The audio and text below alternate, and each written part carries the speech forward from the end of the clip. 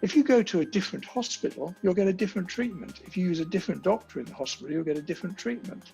But they can't both be right. What I have noticed in Europe, let's say in the West, that people rely mostly on the pharmacy or a doctor to simply take their blood pressure. Yeah, but if you start using technology to put information and authority in the hands of the consumer, the patient, then the medical industry is going to have to respond. Once you put in a tight regulatory framework, in that case it's safety driven, it is very hard to update to new technology. Yes.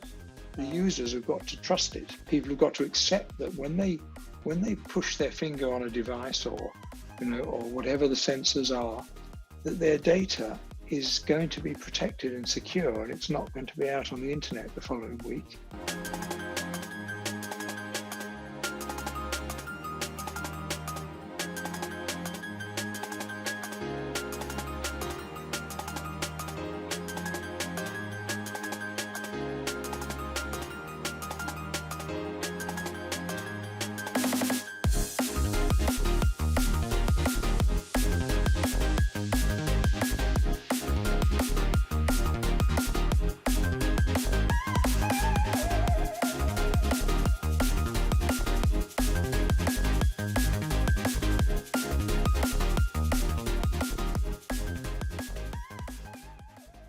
Okay, so hi Chris, welcome to Win the Bridge, and thanks for actually reaching out and agreeing to have this recording of the interview. So will you please introduce yourself briefly? Yeah, I'm Chris Elliott. I'm one of the founders of a Swiss company called Leman Micro Devices in health technology, and we'll talk about that in a minute. But my background is in big engineering, system engineering, and then in law. And my real speciality is regulated engineering, and that's what I work in. But I'm particularly interested in the big system picture. How technology is driving change in the way we do things, and that's an area I think would be good to talk about. I've seen several of your Windy Bridge interviews, and I think that's the line that you're taking in other things as well. Yes, absolutely. So. From what I can see, and as I told you before, I ended up I encountered, let's say, Leman micro technologies when I was looking for available on-the-shelf technologies or already developed technologies that could help with health monitoring and could simplify and make it more accessible for both the healthcare personnel, the services, and also for the people, for the population. So it's quite interesting what you have achieved. Of course, I have some questions about where you are and where the technology itself is, and how and as you mentioned, you are coming from a legal background, so you are very much familiar with the regulations, and the healthcare regulations are some of the toughest ones, aren't they? So how do you come over them?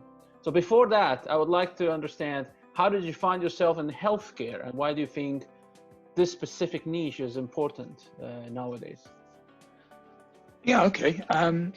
So when we started this company, two of us who founded it, my co-founder has come from microelectronics and mass production. What we saw was that the medical device world is a bit stuck in the dark ages. Mm-hmm. Medical devices are expensive. They're a bit like the old days of mainframe computers, where not many people could afford them. Literally, the men in white coats drive them. Mm-hmm. And I mean, our question was, can we, I suppose the word, we democratize a bit health technology. Can we make things in high volumes at low cost, rather than, as at the moment, low volumes at high cost? So that was the thinking. How can we contribute to health sensing or health technology generally, going through the kind of revolution that computers did? They went from mainframes to minis to PCs to the thing in your pocket, in your phone. So we're looking for that kind of parallel path.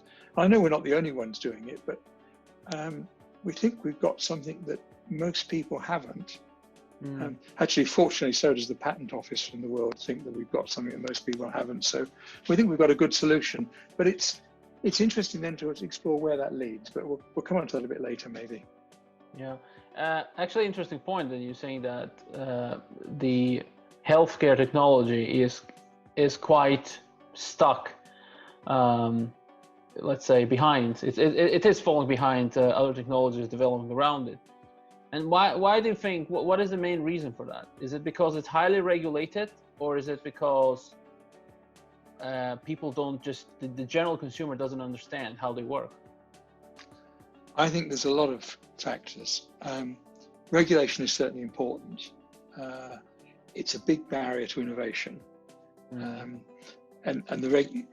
we're lucky in Europe that the European regulatory structure is more amenable to new ideas, but it's than say, for example, the American one. But it's still a big barrier. It's a huge cost to getting a new product out onto the market. So that's one of them. But also, the medical industry, let's call it that, the medical profession, is itself very fragmented. It's got a history of 2,500 years since Hippocrates of essentially doctors being individually active, individually responsible for what they do, working as individuals, and that has clearly had many benefits. But one of my analogies. I moved here to Switzerland from the UK, and I brought my car with me. And what I notice is I take it to the local dealer. It's a Land Rover. It's a British-made car. I take it to the local dealer in Switzerland, and I get exactly the same service as I would get from the local dealer in the UK. If you go to a different hospital, you'll get a different treatment. If you use a different doctor in the hospital, you'll get a different treatment. Yes. And that, I can see why that is good, because you're exploiting, in the nicest sense of that word, you're using the skills of the particular doctor. But they can't both be right. And so I think there's a combination of a kind of a culture in which medicine is fragmented, a rather draconian regulatory structure, which with the best intentions, protecting people against the snake oil salesman, actually is a barrier to innovation. And what's grown up in that is an industry of people who are trying very hard, but their culture fits with that way of thinking. So what we tried to say was, what would happen if we brought the smartphone, the microelectronics consumer culture to bear, which is about fast, rapid innovation, new products, getting them onto the market. And above all, it breaks the vicious circle. Because medical devices are expensive, you can't sell very many of them. And if you don't sell very many, you can't use mass production techniques. And if you can't use mass production, they're expensive. That's self-fulfilling. If you can flip to the other side and make them cheap, you'll sell a lot of them, and then you can use all the mass production techniques that make them cheap. So, our first question was to explore that. How do we make that happen, and a big impact on society? Again, I'll come back and talk about some of the impacts in a moment. But that was the thinking. Yeah, interesting. But how do you think that making the medical devices in some way or another, making them more affordable, how is it going to change that culture that you just mentioned about going to different doctors and you get different treatment or different approach to your issue? How is that going to change that culture? The root of it is that it transfers power, transfers authority to the consumer. Okay. There's been a big cultural shift already with the internet. I mean, most people now go to the doctor having looked up their symptoms before they go. Yes. And the good doctors, the good ones, welcome that because they can have a sensible discussion. But let me use an analogy, because it's very hard to predict how a revolution will unfold. but you can see here's an analogy with the past. When I was 17 and about to go to university, I went with my father to meet the bank manager to open a bank account. This was a big event in my life. And the bank manager was an important man in our small town. And banks were very paternalistic, fragmented. The local branch had the account. They presumed to tell me what I could do with my money. Now, what's happened over the intervening 40-something years is that technology has kept attacking that. We now do banking from our phones. The concept of a bank branch has almost disappeared. The bank manager is extinct as that individual who looks after your account.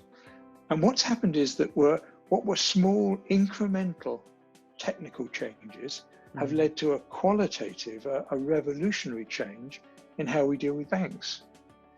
You can see one that's happened even more quickly in taxis.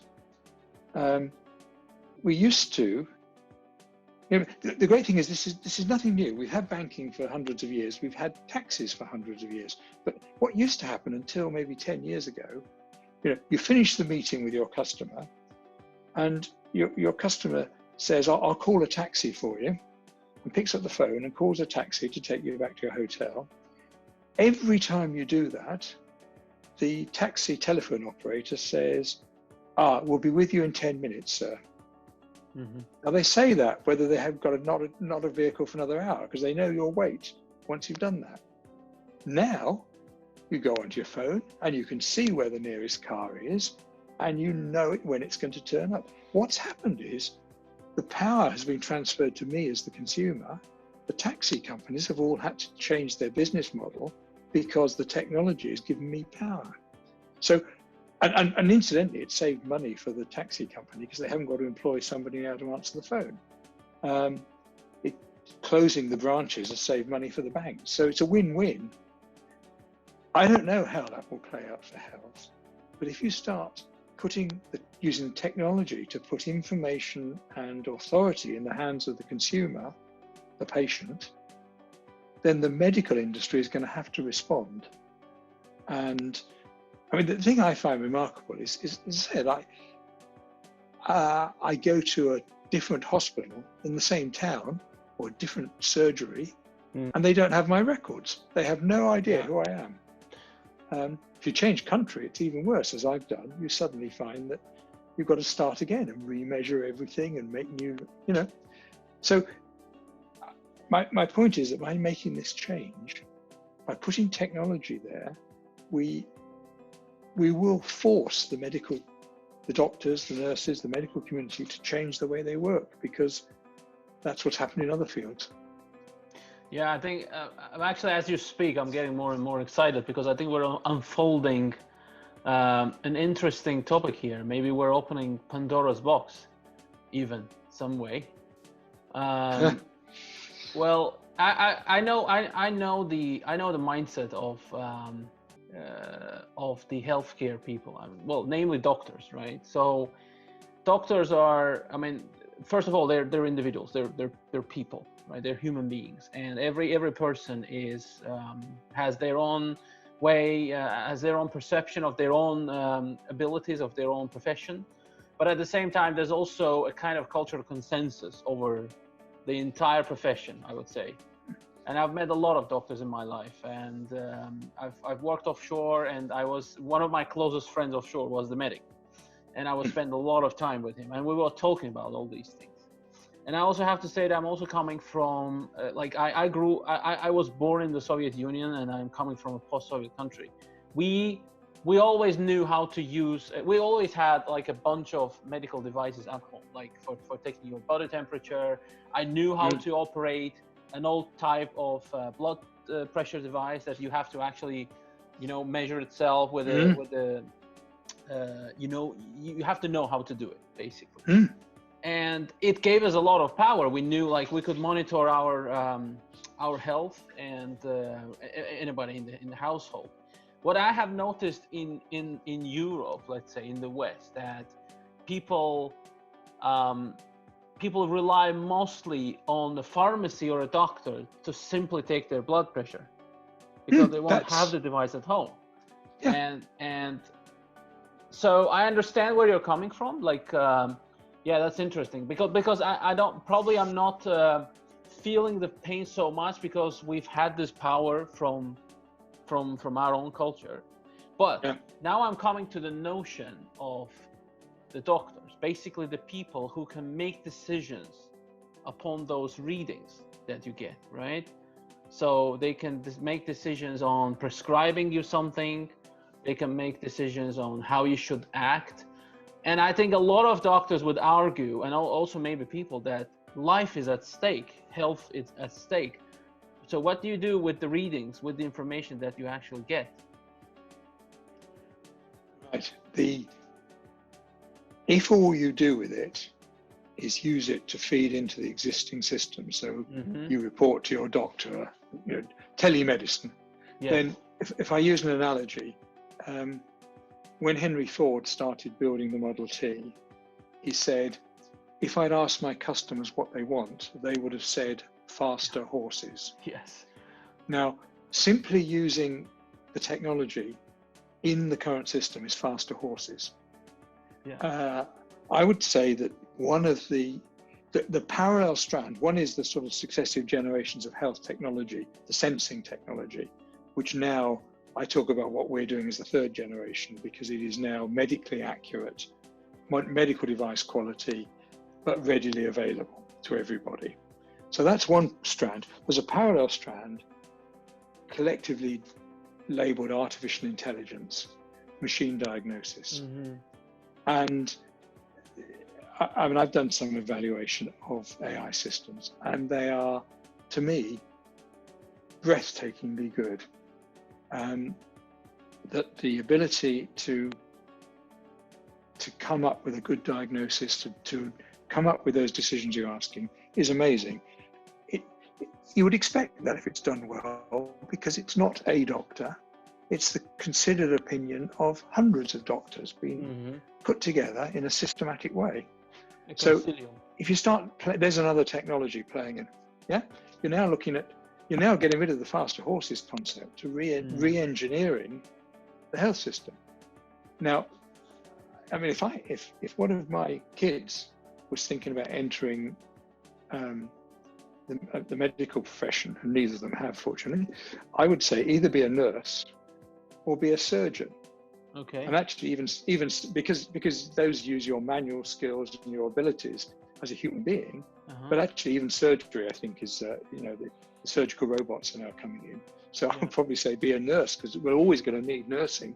You can't get an AI system to change the bed or just show that human care that's needed. But what we've got there is two technologies. And I mean, I'd also pick on maybe big data as perhaps the third enabling technology. What we can do when we can have data from massive numbers of people accessible whilst protecting their privacy, what that does for diagnostics and research, fantastic.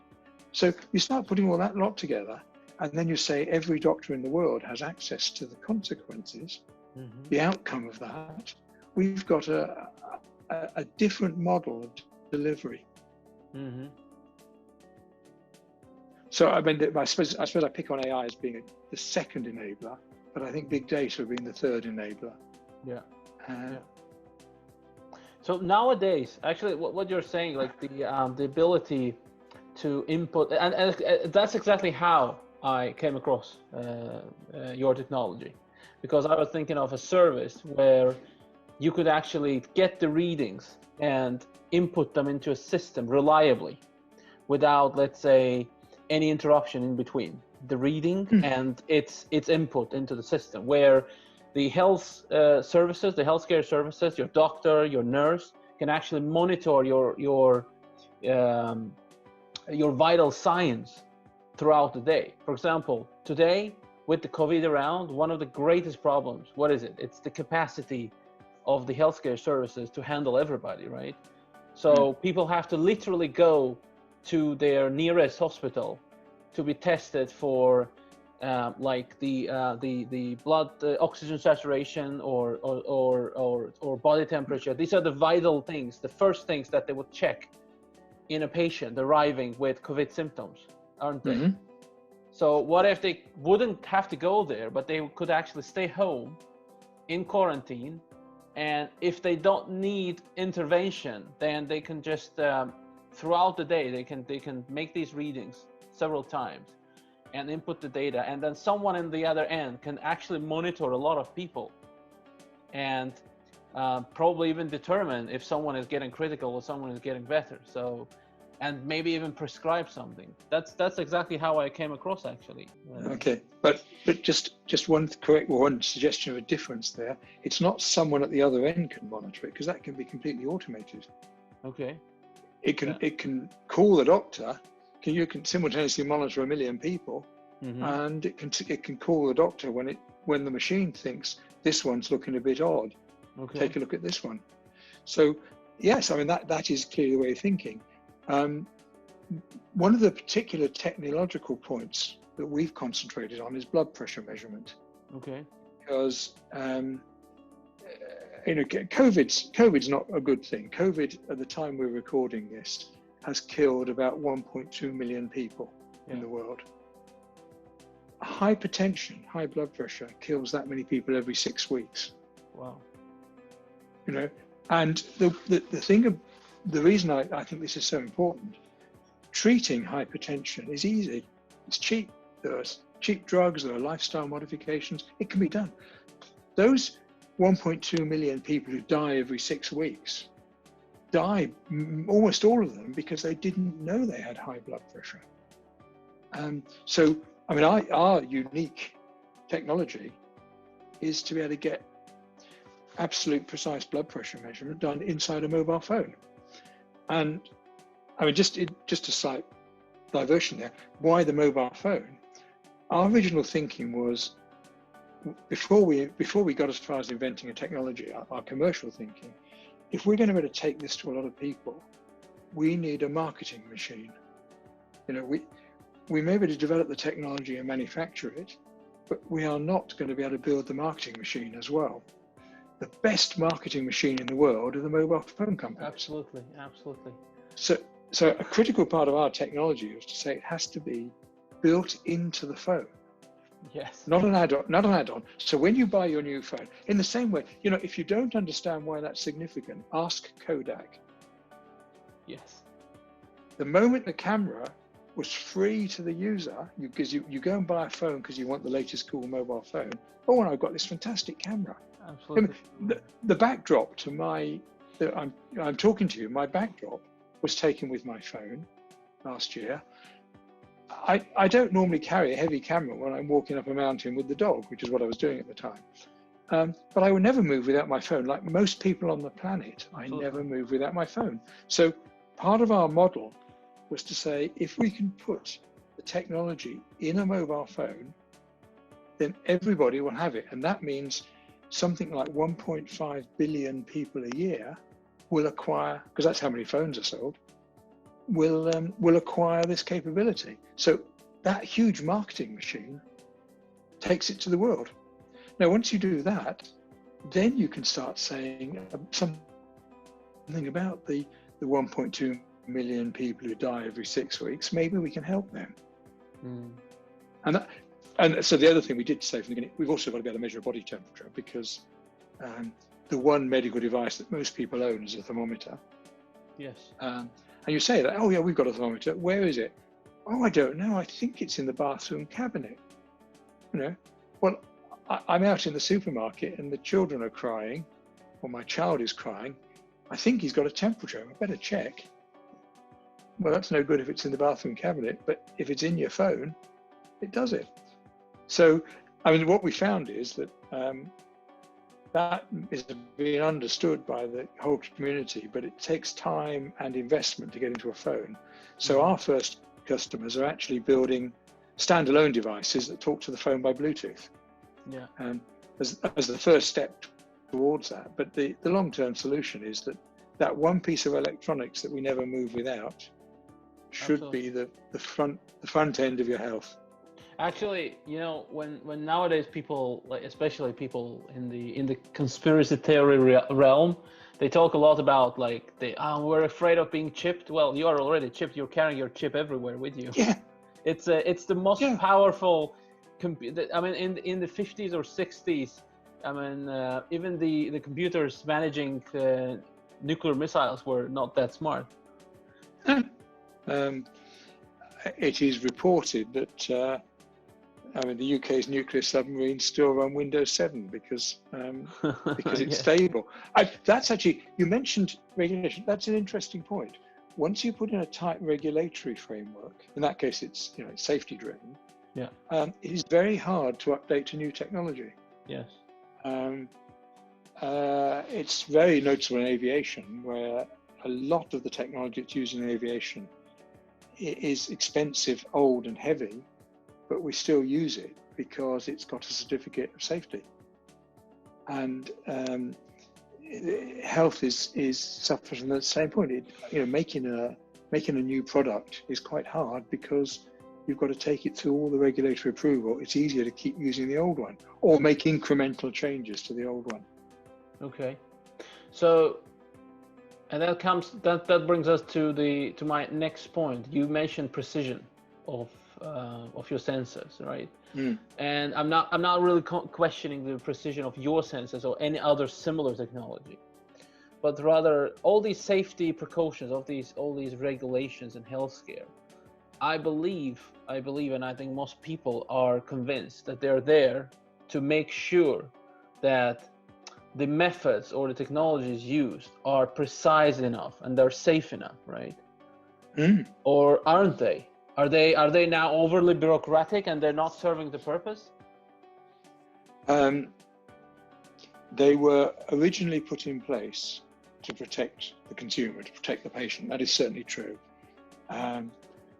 You can see that they are open to political pressures if it suits somebody to push for a particular technology to be released. But yeah, that's why they were created. This is now I'm going to sound like a conspiracy theorist, so that wasn't the intention. But if you just think about where the interests lie, if you are a manufacturer of a medical technology, your best interest is served by selling the one you've already developed for as long as possible and preventing a competitor coming up with a better one. If you can have a regulatory system that supports that, that's very convenient for your long-term interest. And if your regulatory system is open to lobbyists and political influence, then of course you will push to be protective. Now, I'm not a conspiracy theorist. I don't think it's as bleak as that, but there is clearly an incentive in the system to discourage innovation. And it's justified on the grounds you said that we're protecting the consumer. But I question whether we have the balance in the right place, that whether we might not relax our standards, but simplify the process so that more new technologies can get out. And there is a real problem. There's lots of let's take my one example of blood pressure. There are lots of alleged blood pressure measurement devices that simply don't work. They're not approved by FDA. They haven't got a CE mark, but they are being pushed out and they don't work. There are others that do work, but with a limited capability because they're only capable of detecting the change after you've already measured your blood pressure with something else, which is great. They do measure the change for a few weeks till you calibrate them again. But of course, that's no use because once you've done the calibration with a conventional device, you know whether you've got hypertension or not, so you don't need the other product afterwards. Now, there's all sorts of things like that around, and the regulatory system should prevent them. It doesn't because it's not very well enforced. But there are such things on the market, and some of them are good.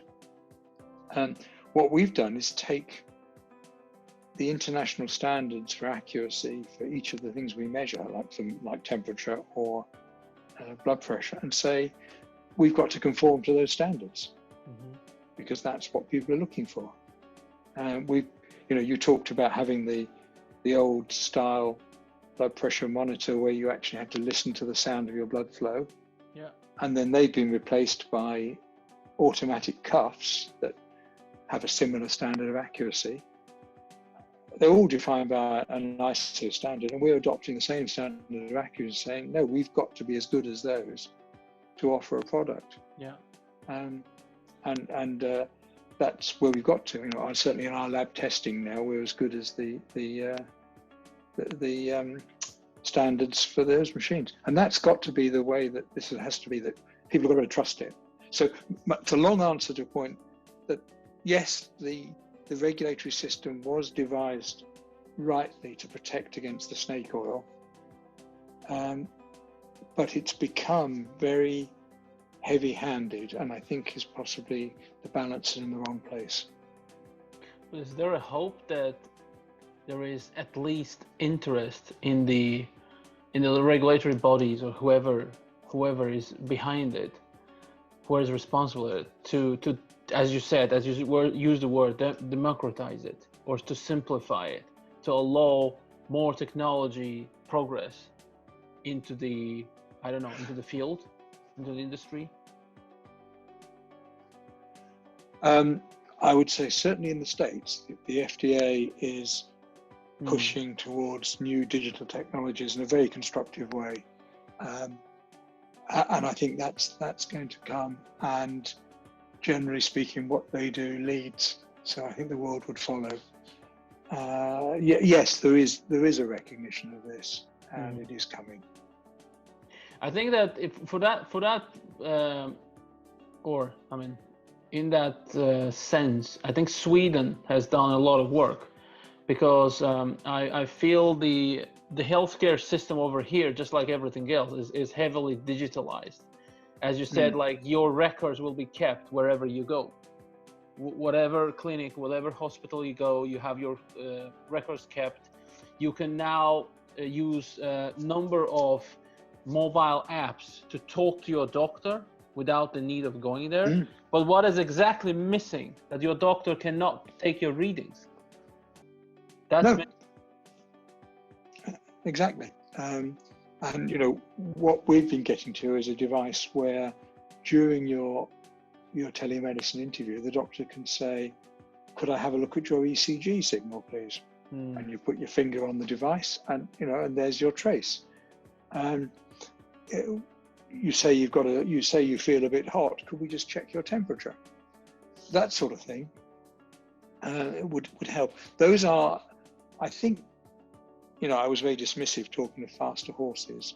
That's actually much faster horses, which is very good. But then it leads on to other things after that. And you have to remember that although I know Sweden has been very enlightened, the regulatory regime is the EU regime, and that is the medical device regulation.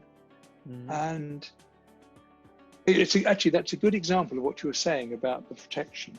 There were a couple of scandals in Europe under the old regime, and we have a new medical device regulation, which is an attempt to tighten up the regulatory environment to prevent what was actually in one case fraud, dishonesty. But what it's done, of course, is make the barrier higher for all of the legitimate new technologies as well. Now, Sweden is very enlightened, but you still have the medical device regulation because it's part of the EU. But also, something we haven't talked about is privacy and data security. Yes, absolutely. And again, there's a very onerous demand in the GDPR, which applies in Sweden. It does in Switzerland as well, even though we're outside the EU. And data privacy is another huge issue. How do we allow all that fantastic portability of information, the research value of big data, whilst respecting privacy and security? And that's something I'm working on at the moment, because the potential is massive if we can overcome those barriers. And there's some very interesting technologies being developed that will help provide data portability and still protect privacy. But it's complex, and it's not only got to be legal, but also the users have got to trust it. Yes. People have got to accept that when they push their finger on a device, or or whatever the sensors are, that their data is going to be protected and secure, and it's not going to be out on the internet the following week. So when you go for your next job interview, your interviewer says, well, actually, I can see you suffer from high blood pressure, cardiac irregularities. I don't think we want to hire you, because they've got access to your data. Now, that will be unacceptable. Absolutely not. Yeah, absolutely. So you've mentioned the very good point, privacy. It's probably the biggest thing nowadays, and especially in Europe. You've mentioned privacy, you've mentioned the regulations and the standardization. So I would say, my question is, how far are you now at this point from taking this technology to the consumers? Through all these obstacles that you've mentioned. We are expecting our technology to be available to purchase in the shops during next year. And we're working through all of these barriers. I think we have a solution to all of them. Sometimes it's quite complicated and involves quite a lot of work, but we can't see now any insurmountable barrier. We have a solution to the privacy problem. We have an architecture for handling the data, which we've discussed with the regulators and with the specialists. We think it is both legal and trustworthy. We have a pathway to getting the regulatory approval for the device, so it satisfies the medical device regulation around the world. I mean, we obviously, because of the nature of our product, it's global. So I've discussed this with the regulators in many countries, not just in Europe. And we think we've got a solution there. So it's just a matter of doing the work now. We've got a product that is working in the lab and on our own testing now to the required standard. So we've got a lot of interest from manufacturers who want to put it into their devices. So we think we'll be there next year. And I keep saying we, because I know our world, but I also know other people with different measuring technologies, different complementary products, and in a similar position. We can see these things rolling out in the next year or two. There will be other players doing similar things. Yeah, the different measure. I mean, I was watching a beautiful lab demonstration of a device, a very inexpensive way of monitoring or detecting and measuring inflammation in the ear by actually using a sound signal and looking at the sound reflections. There's products now that are doing urine testing using a mobile phone. How about blood testing? I've tried to concentrate on non-invasive devices. We've got a granted patent for development of our device that measures glucose in the blood, but we just haven't had time to do the development yet. But in a similar way. Okay. So if we talk about vision, they will come, but I'm trying to do non-invasive. Yeah, I understand why. I can understand why. Yeah. But being an engineer yourself, like you're definitely a visionary, and so I'll ask you two last questions because I think we're running out of time. One question is, and I've been thinking of this since I mentioned doctors in the first place.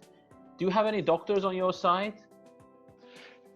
Yes, we do. We have, particularly because our main focus is on things to do with heart behavior and blood flow. We have a cardiologist on our advisory board, which is obviously very valuable. But we talk to a lot of doctors. We involve them in discussions. They're not employed by us, other than the cardiologist. So yes, we consult them. a lot about, what information could you use? How would you use this information? Yeah, okay. We do. And the other question is about basically the vision, the future. So how far do you think these technologies can go in, as you said, democratizing or making it affordable and accessible in the whole area of diagnostics technology, diagnostic equipment? So how far can this go? The simple answer is I don't know. What I've found absolutely fascinating is when we start looking with specialists at some of the other things that can be measured, either with the sensor we have or similar devices. There are huge numbers of conditions of diagnoses that seem to be possible. I mean, I've done a few projects where we've had a master student come and spend a few months with us doing a study of different technologies. One of them was able to analyze our data and find out the amount of blood that the heart pumps every minute, the cardiac volume, which is a completely different diagnostic. One that's really interesting. All mobile phones have an accelerometer in them. Yes. And so one of our students I've got one of our devices here. He took our device, which actually that's it on the back, by the way, there, put it and held it against his chest like I'm doing now, while he made the measurement with our device. The accelerometer picks up the movements of the chest as the heart moves. Mm-hmm. And he was able to extract the timing of all of the heart valves, or all of the mitral and the aortic valve opening and closing, and the movements of the heart wall, gave us a whole new set of diagnostics on heart condition by combining what was already in a phone with our sensor and putting the two together. Now, that's two examples. I've had about 4 or 5 student projects like that, where we've demonstrated in the lab that we can measure really valuable diagnostics. And I'm just picking the ones that work with our device. I mean, there are lots of others around as well. I think it can go a huge distance. To give you an analogy, since we're talking about this accelerometer, tracking volcanoes and earthquakes used to involve big boxes of heavy technology that people had to carry and plant an accelerometer. They don't now. They take a mobile phone, they put a stick in the ground and the phone on the top, and it even radios back the signals. So you can detect the vibrations of the earth because there's a very high quality accelerometer built into the phone. It's changed volcanology. Yes. That's the sort of thing that happens when you have cheap, reliable technology readily available. Amazing. But as you said, there are also some incentives around, and I think there will be resistance. Because what you're saying, like the example that you just gave with the accelerometer, and I actually know some other examples of how these sensors that are built into any average phone nowadays can be used for different types of measurements. So this opens a vast perspective on actually, basically you're giving into the hands of people, into the hands of the general consumer, some powerful devices, some powerful technology. You are, and it is always difficult to bring about the change. I've always been guided by an often quoted line from the man who invented management consultancy, who is, sorry, mind's gone blank, Machiavelli. Yeah. Machiavelli invented the idea of management consultancy, seems to me. But in The Prince, he has a line that says, it is difficult to introduce a new way of doing things because you have opposition from all those who've done well under the old and lukewarm support from those who might do well under the new. Mm-hmm. So, the incumbents always oppose new technology because it undermines their market. And the people who are going to do well when the new technology is available are not sure, so don't fight for it. And that was Machiavelli's point. And it's absolutely true. I mean, he was talking about it in the sense of management systems, but it's equally true for technology. So it is a struggle to get change, but once it's there, and if there is a vehicle like the mobile phone to carry it to the market, then the change will happen quickly. Amazing. Well, thank you, Chris. It's been a pleasure. It's been a great talk. I think we have just unfolded a few things and we have just started. I would love to continue this conversation with you. Okay, no, it's been a pleasure. It's a fascinating topic. The world is going to change, whatever we say about it, and this is going to be different in the next few years, I'm sure. The only constant thing is change, isn't it? Yes. Yes. Thank you. All right, thanks very much.